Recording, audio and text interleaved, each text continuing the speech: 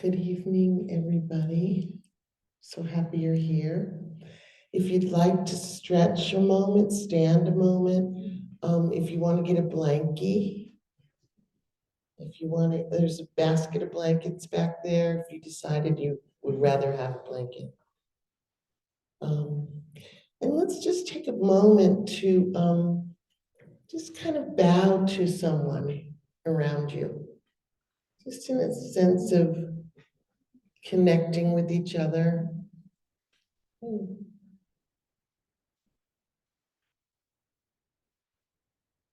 Thank you. You know, I always make you do something like that. Okay, I don't make you. Anyway, I'm excited about this talk that we're gonna explore. And it's always a little daunting, like I'm sure I'm gonna leave some things out.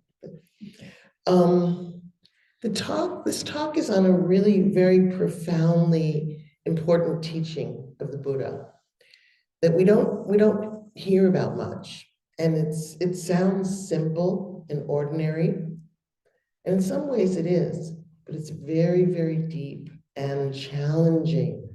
Ooh, what could it be? It's generosity. It's generosity. So is it natural for us? Yes, it is. Like compassion, we want others to, and ourselves, to be free from stress, from suffering, just like compassion. Is greed natural to us? Yes. So this is a training. So we enter into this training. Involved in the training is countering self-centered greed and craving, learning to let go, learning higher levels of happiness, and learning to kind of see where this teaching arises in the scheme of the Buddhist teaching. So we might think of generosity on this path as mainly giving dana. So giving financial support or volunteering for the Sangha, or dana for teachers to support the work of the teachers and have them be able to go on retreats and deepen their practice and things. And yes, this is an important part of the practice. And it's a training to let go, opening our wallets and our hands and our hearts, the training in letting go and in supporting what we feel is important. And it stretches us. It stretches us. It's not always comfortable. But that is dana, and that is, but it's bigger than that. It's much bigger than that. It's really a powerful transformational teaching. Consider, for instance, just one small aspect, offering forgiveness as an act of generosity. So just take a moment and maybe think of some relationship in your life that would really be an act of generosity. Is forgiveness. So it's really a nuanced practice, a nuanced training. Now this is kind of disclaimer, critical. This is a critical point I'm going to make. Our minds are skewed toward judgment and comparing. You might already be thinking, am I generous? How do I do? Where do I fall?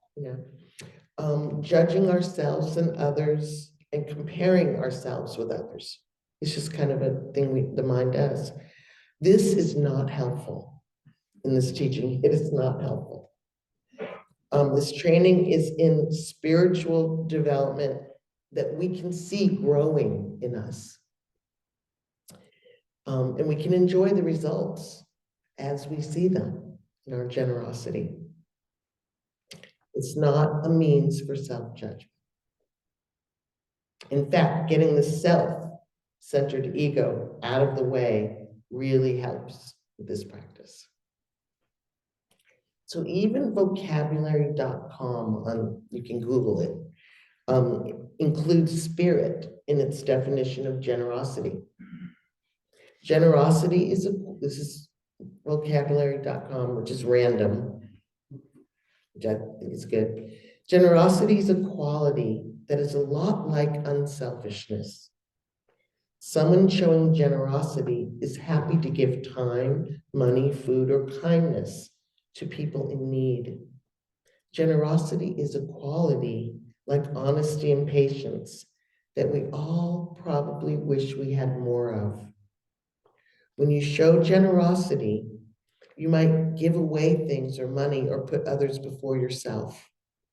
But generosity is about more than cash and stuff. When you're forgiving and gentle to people, you show generosity of spirit.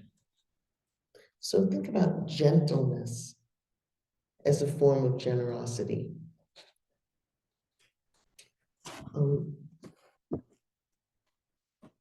It's the very first teaching in the Buddhist graduated expositions. So he first taught newcomers, the first lesson was training in generosity. And then karma, moral conduct, how we show up in the world, then karma, and then meditation. So we train. It's about freedom from being owned by our possessions and whatever we hold tightly to. An idea of me and mine that's easily threatened, as well as our possessions. It's about opening our grip that bring us out of our small, more fearful sense of lack and into connection with each other and trust. And it brings us happiness, this connection, this letting go. The cause of suffering, let's remember, is craving, clinging. Clinging, while generosity is letting go. So it's the antidote to suffering. All spiritual traditions include the practice of giving. To keep the doors open and the lights on, to inspire people to connect with something bigger than themselves, with investment in something bigger. It's a collective effort. When we have skin in the game, we have a sense of belonging. So Bhikkhu Bodhi, we can't have a talk without Bhikkhu Bodhi, can we? So wise. He said, in the teaching of the Buddha, the practice of giving claims a place of special eminence, one which singles it out as being, in a sense, the foundation and seed of spiritual development. In the Pali Suttas, we read time and again that talk on giving, Dana Kata, was invariably the first topic to be discussed by the Buddha in his graduated exposition. Whenever the Buddha delivered a discourse to an audience of people who had not yet come to regard him as their teacher, he would start by emphasizing the value of giving. Only after his audience had come to appreciate this virtue would he introduce other aspects of his teaching. Like I said, morality, karma, and benefits, and the benefits of renunciation, letting go. And then he would get to the Four Noble Truths. Yes. Generosity holds the place of being first in the 10 paramis. So these are 10 qualities that we're taught to develop to bring us toward the ultimate goal of awakening or enlightenment, freedom. So in Buddhist countries, giving is a part of daily life and starts very, very young. the early morning ritual of giving food to the monastics, and lots of different forms of serving and giving. It's part of the culture. Ayya Khema speaks again about the 10 paramis. And this is a quote. The spiritual qualities we need to cultivate start with generosity. The one at the top of the list is the one that opens the door. It doesn't mean that the others are less important, but unless the first one has been cultivated, that particular pathway has not opened up yet. We have to enter a path somewhere. And it is the first step or first quality that gives us our start. So some of the other paramis, just you might be curious, determination, patience, loving kindness, energy is one of them. So this is another talk. Stay tuned. But generosity is a training that counters greed, hatred, and delusion. Ayya Khema, again, she said, greed and hate are the major unwholesome ingredients of a human being. Not that we don't have non-greed and non-hate. Also, non-greed is generosity, and non-hate is loving kindness. It's a matter of cultivating the positive and constantly dropping the negative. So it's a practice. Right? We develop this quality internally to enrich our lives, to feel safe, connect with something bigger than ourselves, and contentment with being in connection with each other. I mean, you know where we're going to be going in this talk about Western North Carolina. We have witnessed so much of this quality. This is again Bhikkhu Bodhi. Regarded from another angle, giving can also be identified with the personal quality of generosity, kaja, or kaga, I'm not sure how to pronounce it. Do you know? C-A-G-A. Kaga. Yeah, there is a gut sound in Pali, so it probably is a kaga. This angle highlights the practice of giving, not as the outwardly manifest act by which an object is transferred from oneself to others, but as the inward disposition to give. A disposition which is strengthened by outward acts of giving, and which in turn makes possible still more demanding acts of self-sacrifice. Generosity is included among the essential attributes of the saparisa, the good or superior person, along with other qualities such as faith, morality, learning, and wisdom. Viewed as the quality of generosity, giving has a particularly intimate connection to the entire movement of the Buddhist path.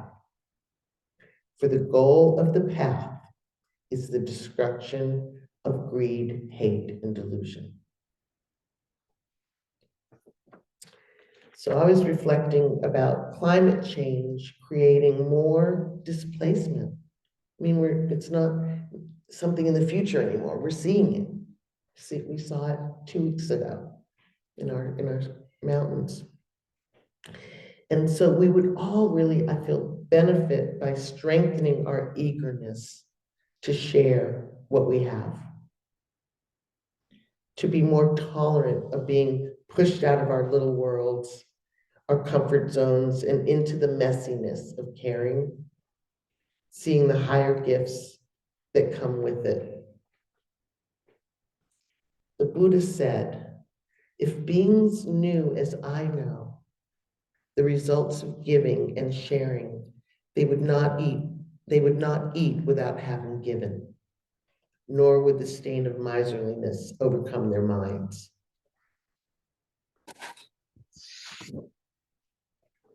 I have to give myself the generosity of a drink of water.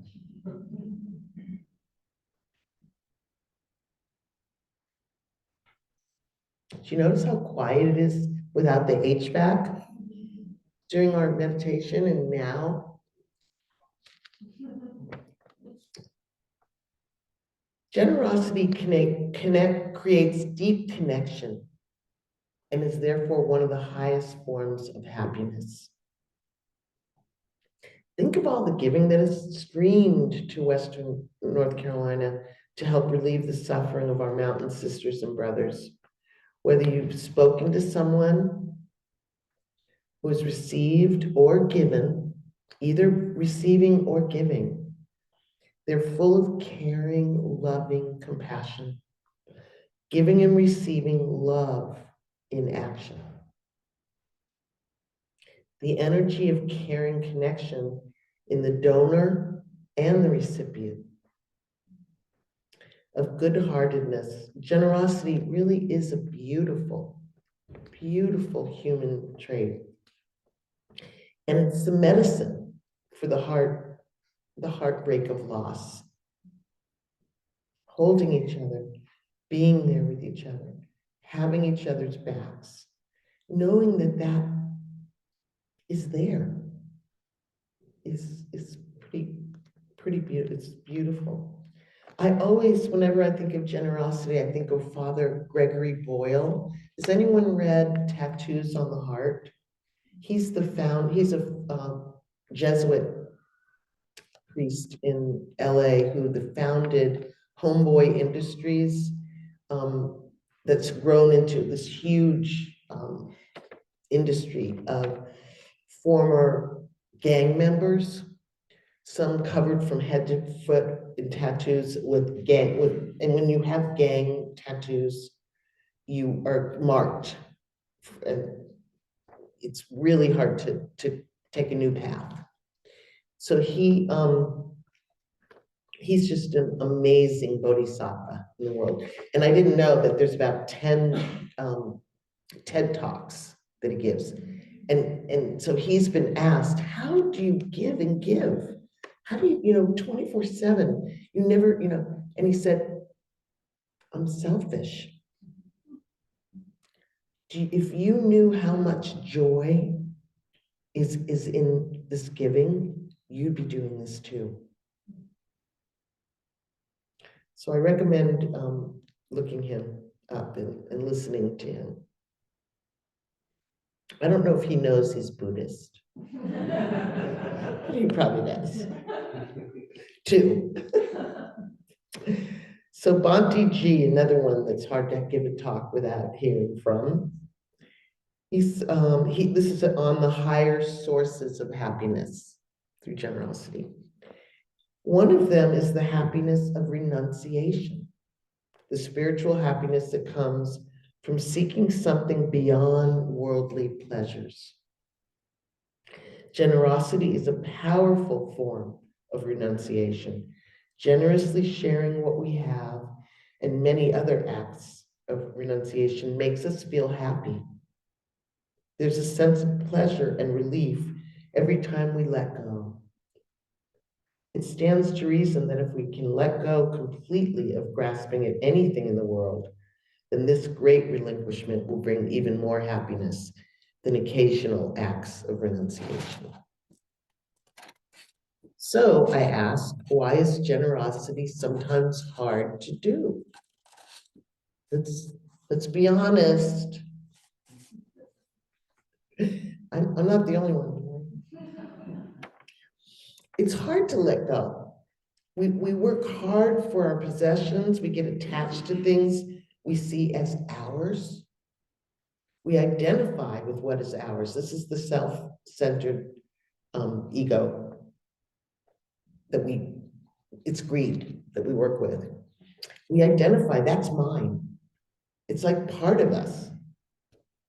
And we don't let go easily, especially in our culture of material wealth and material gain. Like I said, in the East, it's different in these Buddhist countries. And if it's not part of your upbringing, that's another aspect that you're dealing with. I'm from a loving family, parents who took care, really good care of me and my four sisters, five girls, in a working class town. I think the culture was not necessarily generous. My recollection, it was more about taking care of your own. My family's idea of generosity, and I think this was commonplace, was don't do us any favors, then we won't have to return the favor. And we won't do them for you, so you don't have to return them to us. That was what, it was like an unspoken rule. You know, it was an act of generosity was we won't ask you and you don't ask us. We take care of our own. Was what it was. But there was always room at the table for one more, and often there was. And what about holding tightly, even worshiping our material things? My dad came from deep poverty, and he had a work ethic that was over the top. We grew up watching him wash and polish his cars so they looked brand new until their dying day. Did he cling to and identify with his personal possessions? Yes. And he suffered when he found even a scratch. So. My husband, on the other hand, has an incredibly healthy relationship with giving and receiving. Early in our time together, we've been together over 40 years, it was very uncomfortable for me to watch him the way he operated. He had this fluid sense of mutual support and connection with our neighbors. He borrows easily and readily, and he gives very freely. Often he sees a need and he'll offer his tools or his truck or, food, whatever's needed. I can now see how this has fostered in him a sense of safety and connection. But it was uncomfortable for me. I'm like, we don't want to borrow from people, then we have to owe them. Let's not do that. Maybe it was this real beautiful give and take that I got, that I got to learn from. So yeah, after 40 years, I'm almost over my private shock at his ways. Not quite though. I'm still uncomfortable asking. But random acts of kindness are another way for us to practice and train in generosity. And I really love doing these, like going through like a fast food. I don't go to fast food anymore, but I'll just go through to pay for the car behind me just to get a little thrill. It's just thrilling and makes me feel good. Giving, one of the things I've done over the years is given, when it's like your last couple bites and it's just so exquisite, the food you're eating, I'll recognize this is a time I can practice. I want this last two bites so much that I give them up. My husband is always ready for them. I'll take it.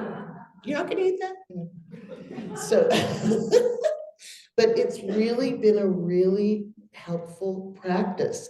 Because why? It's hard. It sounds silly, but it's hard to do. And I've done it, quite a lot. One is to do your ice cream cone. It's toward the end of the ice cream. It's such a good ice cream cone. Anyway, I recommend it. Good luck. It's not as easy as it sounds. But there's multiple ways to practice every day.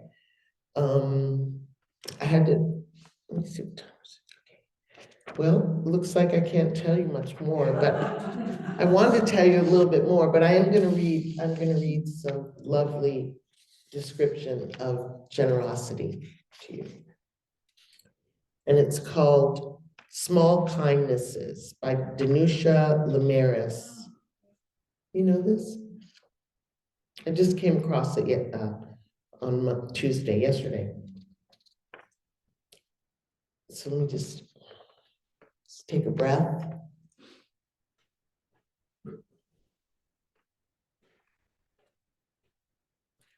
I've been thinking about the way when you walk down a crowded aisle, people pull in their legs to let you by.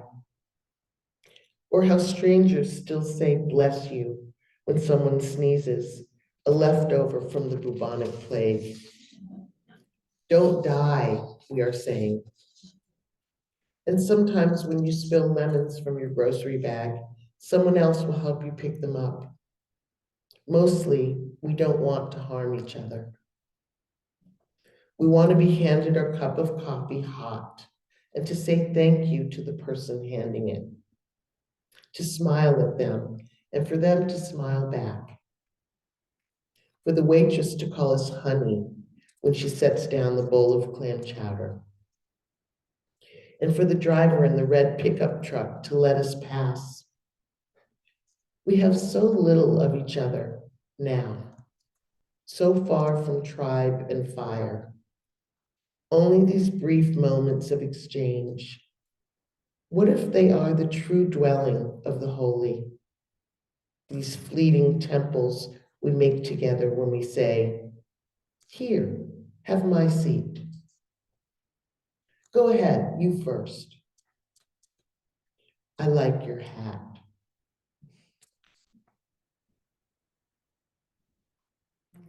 Thank you all for your generous attention.